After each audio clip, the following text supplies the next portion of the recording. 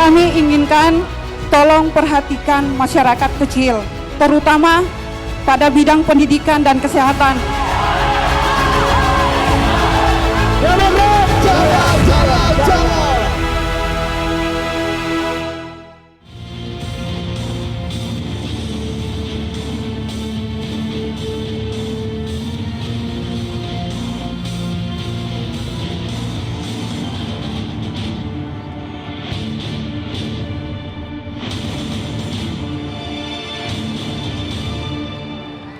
Demokrat! Demokrat! Demokrat! Bismillahirrohmanirrohim. Assalamualaikum warahmatullahi wabarakatuh.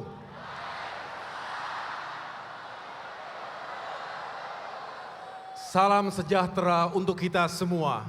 Shalom. Om Swastiastu, Namo Buddhaya, salam kebajikan. Para pengurus, kader, dan simpatisan Partai Demokrat yang saya cintai dan banggakan. Alhamdulillah, kemarin kita telah melaksanakan kegiatan bimbingan teknis atau BIMTEK secara terpusat di Jakarta. Dihadiri lebih dari 1.800 anggota DPRD fraksi Partai Demokrat. Di tingkat provinsi dan kabupaten kota dari seluruh tanah air. Hari ini, 14 Maret 2023, kurang dari setahun menuju pemilihan umum 14 Februari 2024. Karena itu saya memandang perlu untuk mengadakan sebuah mimbar politik di hadapan para pimpinan, pengurus, anggota dewan, serta para kader Demokrat lainnya. Saya akan menegaskan kembali arah, sikap, dan posisi politik kita. Bagaimana Partai Demokrat melihat Indonesia tahun ini dan ke depan. Perhatian kita saat ini semakin terfokus pada proses pemilu. Tetapi agenda kehidupan bangsa bukan hanya pemilu. Masih ada hal lain yang tidak kalah pentingnya bagi rakyat kita. Kita harus terus memperjuangkan perubahan dan perbaikan di berbagai sektor kehidupan bermasyarakat, berbangsa dan bernegara. Saudara-saudara masyarakat Indonesia yang kami muliakan, melalui mimbar politik ini, Demokrat akan menyampaikan 3 hal pokok.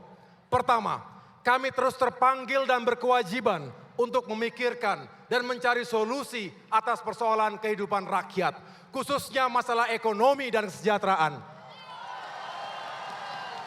Kedua, sikap dan posisi Demokrat atas sejumlah isu nasional, baik soal hukum dan keadilan, kebebasan, maupun kelangsungan demokrasi. Ketiga, harapan dan rekomendasi Demokrat untuk pemilu 2024. Hadirin sekalian, dalam 6 bulan terakhir ini, saya melanjutkan agenda keliling Nusantara, berkunjung ke Jawa Tengah, Yogyakarta, DKI Jakarta, Jawa Barat, Banten, Jawa Timur, Sulawesi Utara, Nusa Tenggara Timur, Lampung, Sumatera Selatan, Sulawesi Tengah, dan Sulawesi Barat. Insya Allah tidak akan berhenti. Saya akan terus datang ke lapangan untuk menyapa dan berdialog dengan rakyat. Karena dengan demikian, saya sungguh mengetahui persoalan mereka, serta harapan dan aspirasinya langsung tanpa perantara. Saat ini dunia masih menghadapi tekanan ekonomi yang cukup berat. Di Indonesia, inflasi melewati ambang batas lebih dari 5%. Kini masyarakat kembali merasakan kenaikan harga-harga barang sebagai second round effect dari kenaikan harga BBM tahun lalu. Ibu Yanti, seorang ibu rumah tangga yang saya temui di Sulawesi Tengah, mengatakan harga beras sekarung 50 kg nyaris 1 juta rupiah. Artinya harga per kilo mencapai 20.000 rupiah. Ini jauh di atas harga eceran tertinggi beras di pasaran. Ia menjerit, dari mana kami bisa mendapatkan uang untuk membeli kebutuhan pokok tadi? Saya juga mendengar keluhan para petani di Jawa, di Sumatera, di Kalimantan, di Sulawesi, hingga Bali dan Nusa Tenggara. Harga pupuk mahal, sedangkan pupuk subsidi langka. Belum lagi harga jual hasil panen dipermainkan tengkulak. Sementara itu, nelayan kesulitan berlayar karena mahal dan langkanya solar. Kesulitan ini dirasakan oleh para nelayan kita, termasuk di Maluku, Papua, dan Indonesia bagian timur lainnya. Kemudian, para pelaku UMKM juga masih kesulitan bangkit dari keterpurukan pasca pandemi. Khususnya untuk mendapatkan akses dan bantuan modal usaha. Di Jawa Barat, Jawa Tengah, dan Jawa Timur, para guru honorer menangis. Mereka mengadu karena tak kunjung diangkat sebagai ASN. Belum lagi bantuan dana pendidikan untuk golongan kurang mampu masih sangat terbatas. Ibu Sukmawati misalnya, kuliah anaknya terhambat karena persoalan ekonomi. Padahal anaknya cukup berprestasi dengan IPK mencapai 3,94. Kemudian generasi muda, khususnya generasi milenial dan generasi Z, hampir frustrasi dengan lapangan pekerjaan yang makin terbatas. Belum lagi gempuran digitalisasi dan otomasi. Sedangkan ketimpangan akses digital antara masyarakat di desa dan masyarakat kota masih cukup besar. Saudara-saudara sekalian, banyak yang berdalih krisis yang kita alami juga dihadapi oleh negara-negara lain. Bahkan mereka mengklaim kondisi kita lebih baik. Faktanya, daya beli masyarakat turun drastis. Kemiskinan dan ketimpangan memburuk. Memang krisis di tanah air tidak bisa dipisahkan dari krisis global. Terkait hal itu, saya juga ikut bicara dalam forum internasional Berlin Policy Dialogue di Jerman awal November lalu. Bersama 44 mantan pemimpin dunia, kami menyerukan untuk dihentikannya tragedi kemanusiaan di Ukraina dan perang yang mengakibatkan krisis energi, krisis pangan, dan juga krisis keuangan dunia. Masalahnya bukan hanya krisis global. Persoalan ekonomi kita semakin rumit karena keuangan negara tidak dikelola dengan baik. Anggaran terlalu banyak digunakan untuk membiayai proyek-proyek mercusuar yang tidak banyak berdampak pada kehidupan wong cilik. Tidak banyak berdampak kepada saudara-saudara kita yang terkategori miskin dan kurang mampu. Sementara itu, defisit anggaran coba ditutupi dengan utang pemerintah. Dalam 8 tahun terakhir ini, kenaikan utang pemerintah mencapai 3 kali lipat. Menurut Kementerian Keuangan, di awal tahun 2023 ini angkanya mencapai 7.733 triliun rupiah. Belum lagi utang BUMN yang semakin menggunung sebesar 1.640 triliun rupiah. Faktanya pula, rasio utang negara terhadap PDB semakin tinggi. Lagi-lagi, ada pihak yang berdalih bahwa rasio utang masih aman. Bukan itu soalnya. Kini kita kesulitan membayar utang karena keuangan negara juga tengah menghadapi tekanan. Sejatinya rakyat jugalah yang akan menanggung utang lewat pajak yang mereka bayar. Betul? Karena beban utang tadi, ruang fiskal menjadi sangat terbatas. Tidak adil jika akibat utang yang terlewat tinggi tadi, akhirnya pemerintahan mendatang tidak leluasa membiayai kehidupan dan pembangunan nasional. Janganlah menghukum pihak yang tidak bersalah. Di tengah keterbatasan anggaran itu, pengelolaan pajak belum dilakukan dengan baik. Bahkan rawan disalahgunakan. Padahal pendapatan negara 80%-nya bersumber dari pajak. yang dikumpulkan dari keringat rakyat. Akibatnya kepercayaan rakyat kepada pemerintah pun turun. Untuk itu, kembalikan kredibilitas pengelolaan pajak. Perbaiki sistem pengawasannya. Rakyat harus diyakinkan uang yang disetor benar-benar masuk kas negara dan digunakan tepat sasaran. Kita semua wajib pajak punya hak untuk mengetahui kemana uang itu digunakan oleh pemerintah. Rakyat Indonesia yang saya cintai dan banggakan. Mengapa kondisi ekonomi menjadi perhatian utama kita? Karena hal ini menyangkut kehidupan rakyat sekaligus menjadi prasyarat suksesnya pesta demokrasi. Tentunya kalau ekonomi dan keuangan Indonesia 1 tahun ke depan ini baik, pemilu 2024 dapat dilaksanakan dengan baik pula. Karena itu, Partai Demokrat berharap ekonomi di tahun politik ini bisa benar-benar dikelola dengan baik. Utamanya kebijakan fiskal yang meliputi pengelolaan APBN dan APBD. Kalau fiskalnya baik, insya Allah ekonomi bisa berjalan dengan baik. Misalnya bagaimana mengatasi gelombang PHK yang mencapai angka 1 juta orang. Dan pengangguran yang mencapai angka 8,4 juta orang. Melalui kebijakan fiskal yang tepat, alokasi APBN bisa dialirkan untuk job security, mencegah terjadinya PHK, dan juga job creation guna membuka lapangan pekerjaan yang baru. Keterbatasan ruang fiskal saat ini menuntut kita memprioritaskan alokasi anggaran untuk membantu rakyat yang hidupnya sangat kesulitan. Utamanya meningkatkan daya beli, kesehatan, dan pendidikannya. Memang pilihan dan prioritas dalam penentuan kebijakan fiskal adalah hak pemerintah. Oleh karena itu, kami bermohon kepada pemerintah agar bijaksana dalam menentukan prioritas tersebut. Selain itu, alokasi dan penggunaan anggaran harus akuntabel. Akuntabel juga harus sesuai dengan konstitusi dan aturan yang berlaku sehingga kebijakan fiskal ini dapat dipertanggungjawabkan.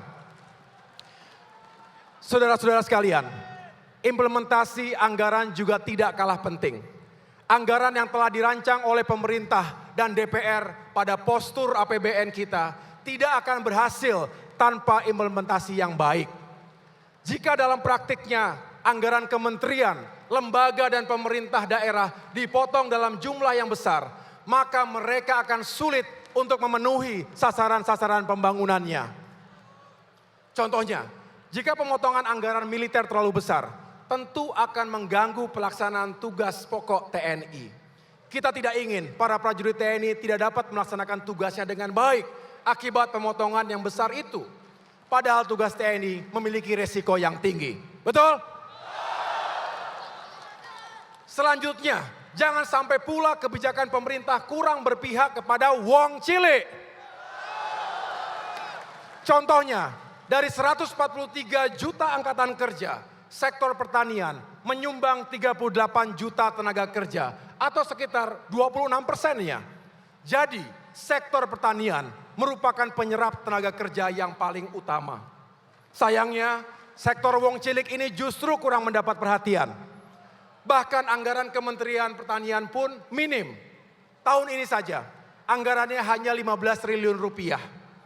Angka ini setara dengan alokasi APBN untuk sektor pertanian tahun 2014. Padahal postur APBN tahun 2023 ini 700 triliun rupiah lebih besar dari 2014 yang lalu. Jadi jika ada yang bertanya, perubahan dan perbaikan apa yang sedang diperjuangkan oleh Partai Demokrat, maka para kader sekalian, jawablah bahwa salah satu agenda perubahan kita adalah perbaikan kebijakan ekonomi, termasuk kebijakan fiskal yang tepat, adil, dan berorientasi pada peningkatan kesejahteraan rakyat. Agenda yang lain adalah mewujudkan tata kelola pemerintahan yang baik, good governance, yang tentunya tidak lepas dari prinsip transparansi, partisipasi, dan akuntabilitas. Jangan diabaikan. Jika kita fokus melakukan itu dengan baik, berbagai persoalan ekonomi dan kesejahteraan rakyat tadi dapat ditemukan solusinya. Saudara-saudara sekalian, kita mencermati tata kelola pemerintahan saat ini tidak berjalan dengan baik. Banyak program pemerintah yang dilakukan gerusa-gerusu, terburu-buru, dan kurang perhitungan. Betul? Contohnya, alokasi anggaran triliunan rupiah untuk pengembangan kawasan pangan berskala luas. Apa kabar program food estate? Banyak akademisi pertanian dan aktivis lingkungan mengkritik kebijakan food estate ini. Program yang hanya mengandalkan ekstensifikasi lahan saja, tapi dinilai mengabaikan faktor ekologi dan sosial. Kedaulatan pangan seharusnya berorientasi pada pemberdayaan dan pelibatan masyarakat, serta mengindahkan aspek keseimbangan lingkungan, keberlanjutan, dan tradisi masyarakat lokal. Ini mengacu kepada mazhab ekonomi Partai Demokrat, yaitu sustainable growth with equity, pertumbuhan ekonomi yang berkeadilan dan berkelanjutan, yang tetap menjaga keseimbangan alam. Sementara itu, kurang baiknya tata kelola pemerintahan juga tercermin dari lahirnya peraturan perundangan yang keluar dari norma hukum. Contohnya, Undang-Undang Cipta Kerja. Sejak awal Demokrat menolak Undang-Undang Ciptaker. Kami mendengar jeritan kaum buruh di berbagai daerah. Bukan hanya karena isinya yang kurang berpihak pada tenaga kerja, tetapi juga karena pembuatan aturannya dilakukan gerusa-gerusu. Alih-alih menciptakan lapangan kerja, angka pengangguran malah makin tinggi. Sehingga tidak mengherankan jika Mahkamah Konstitusi akhirnya menyatakan Undang-Undang Ciptaker tadi sebagai produk yang inkonstitusional. Selanjutnya, bukannya melibatkan masyarakat untuk melakukan perbaikan undang-undang itu, pemerintah justru meresponsnya secara sepihak dengan mengeluarkan Perpu Ciptaker. Hal ini kembali menegaskan bahwa lemahnya good governance akan memicu terjadinya ketidakpastian hukum. Implikasinya, kepercayaan dunia usaha dan para investor, nasional maupun luar negeri kepada pemerintah menurun. Tidak sedikit yang akhirnya membatalkan rencana investasinya. Padahal kita sangat membutuhkan investasi itu untuk perbaikan dan pertumbuhan ekonomi nasional. Good governance ini sangat penting. Topik ini saya bahas dalam berbagai diskusi saat memenuhi undangan pemerintah Australia di Canberra, di Melbourne dan Sydney November lalu. Di mata dunia, good governance adalah indikator kemajuan sebuah bangsa. Rakyat Indonesia di seluruh tanah air, pada bagian kedua dari pidato politik ini, saya akan menyampaikan sikap dan posisi Partai Demokrat terkait sejumlah isu penting. Kita memberikan apresiasi kepada aparat penegak hukum yang istiqomah dan amanah, serta memberikan rasa keadilan kepada masyarakat. Kita ingin aparat penegak hukum terus menjaga integritasnya, tidak tebang pilih, tidak tumpul ke atas tapi tajam ke bawah, tidak tumpul ke kawan tapi tajam ke kawan. Kita berharap penegakan hukum yang seadil-adilnya menjadi komitmen seluruh aparat penegak hukum. Namun, mencermati keputusan Pengadilan Negeri Jakarta Pusat yang meminta KPU untuk menghentikan tahapan pemilu hingga 2025 mendatang, tentu mengusik akal sehat dan rasa keadilan kita.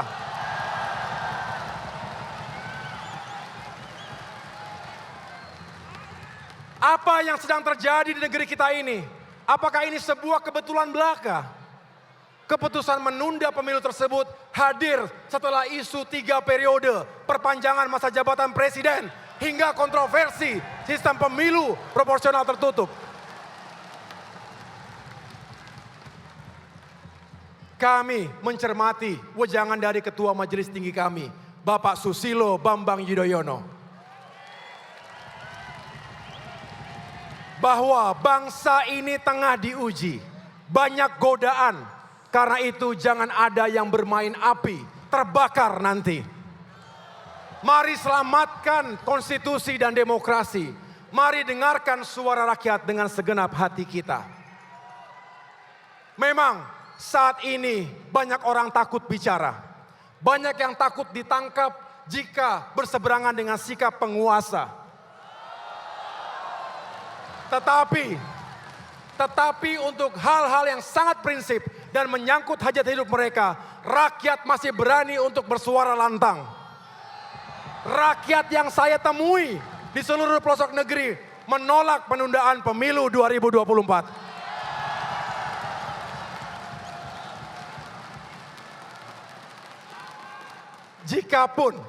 Jikapun pemilu 2024 dipaksakan ditunda, lalu siapa yang akan memimpin kita nanti?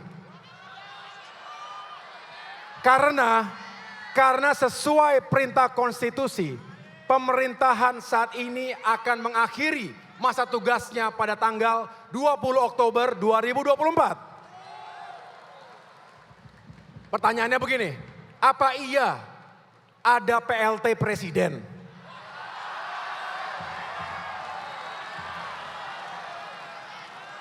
Apa iya akan ada ratusan PLT anggota DPR RI dan DPD RI?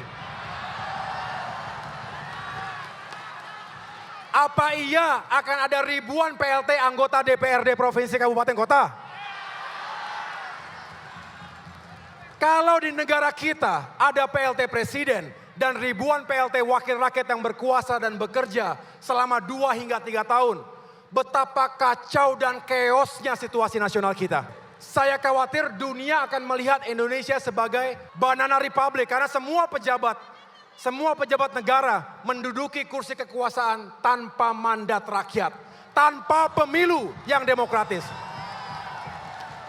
Artinya tidak memiliki legitimasi yang kuat, sehingga kekuasaan yang dimiliki menjadi tidak sah dan juga tidak halal.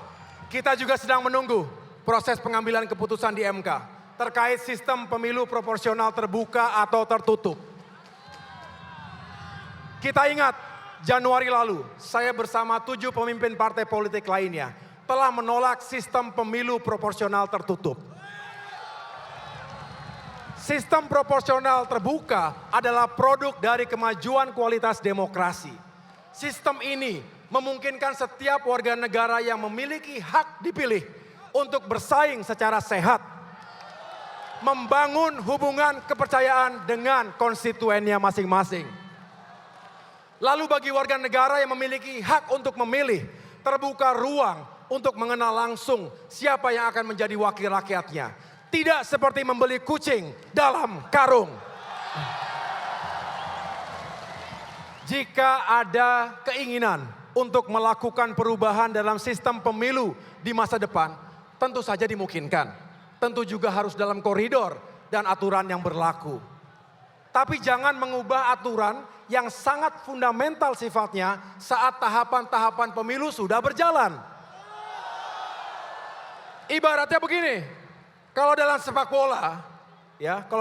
bola, apa boleh kita mengubah aturan offside di tengah-tengah pertandingan yang sedang berlangsung? Pada bagian ketiga dari pidato politik ini, saya akan menyampaikan harapan dan rekomendasi Demokrat pada pemilu 2024 mendatang. Pemilu itu milik rakyat. Yang berdaulat ya rakyat. Jadi berikan hak rakyat itu. Hak untuk memilih dan hak untuk dipilih. Jangan diganggu, jangan diganggu. Baik, dengan demikian berikanlah ruang sesuai keadilan dalam politik bagi warga negara yang memiliki hak untuk dipilih. Kita berharap pemilu 2024 berlangsung secara damai, jujur, adil, dan demokratis. Itulah harapan rakyat harapan Demokrat, harapan kita semua. Agar pemilu 2024 nanti berjalan sesuai harapan kita, Demokrat merekomendasikan pentingnya fair play atau permainan yang adil dan sportif sesuai dengan undang-undang dan aturan yang berlaku. Elemen fair play yang paling penting adalah hadirnya netralitas negara. Seluruh aparatur negara harus benar-benar netral, baik TNI, Polri, BIN, Kejaksaan, dan lembaga penegak hukum lainnya, serta badan-badan usaha milik negara.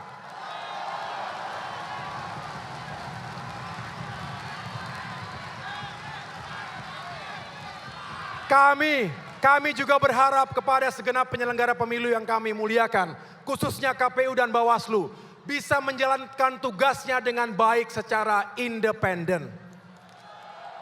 Jika kondisi itu terjadi, insya Allah pemilu kita akan damai. Karena ada fair play, karena tidak ada kecurangan. Sehingga menang atau kalah akan diterima jika terjadi dalam permainan yang adil dan sportif. Karena hak dan kedaulatan rakyat tidak diganggu. Intinya adalah hadirnya keadilan politik. Itulah hukum yang berlaku. Ingat, no justice, no peace.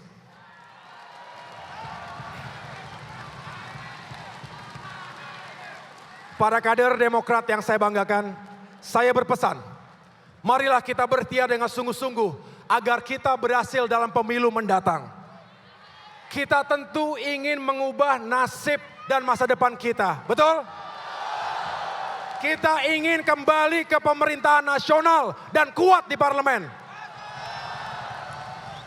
Artinya, kita ingin menang dalam pemilihan presiden dan sukses besar dalam pemilihan anggota legislatif.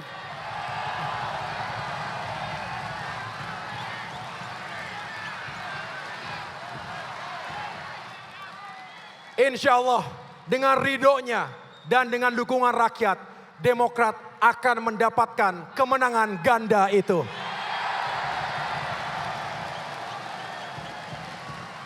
Harapan itu tentu akan terwujud dengan kerja keras kita sendiri. Sesungguhnya Tuhan tidak akan mengubah nasib suatu kaum, kecuali kaum itu sendiri yang mengubah nasibnya. Untuk itu, Partai Demokrat harus terus berada di tengah-tengah rakyat. Dengarkan aspirasi mereka, perjuangkan harapannya. Sejatinya, suara Demokrat adalah suara rakyat. Harapan rakyat adalah perjuangan Demokrat.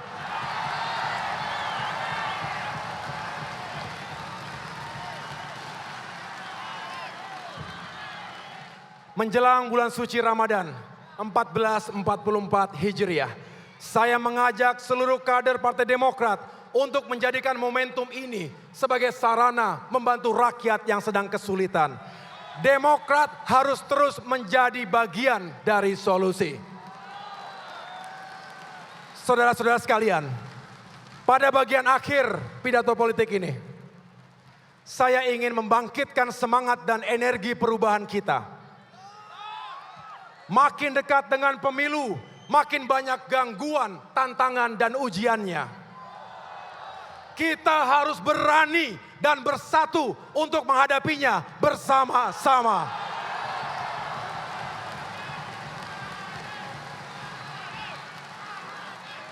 Dalam semangat ini, izinkan saya secara khusus mengucapkan terima kasih dan penghormatan kepada para patriot bangsa yang juga hadir bersama kita saat ini. Beliau-beliau adalah senior-senior saya. Para jenderal, laksamana, marsikal, purnawirawan TNI Polri yang siap berjuang bersama kita, bersama rakyat Indonesia, mewujudkan perubahan dan perbaikan.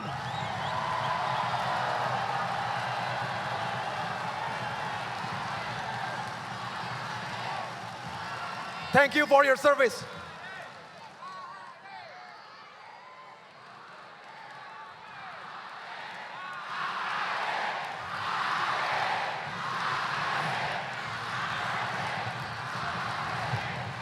akhirnya saya ingin meyakinkan kembali dengan bertanya kepada seluruh hadirin yang berada di ruangan ini. Apakah kita yakin memperjuangkan perubahan dan perbaikan? Yakin? Apakah kita berani menghadapi ujian dan tantangan? Berani? Dan apakah kita siap bekerja keras untuk mewujudkan kemenangan? Siap?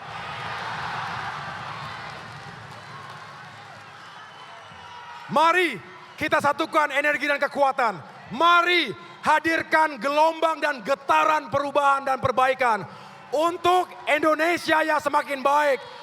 Indonesia untuk semua.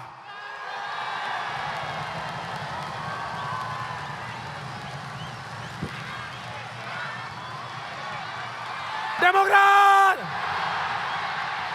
Terima kasih, Tuhan bersama kita. Wassalamualaikum warahmatullahi wabarakatuh.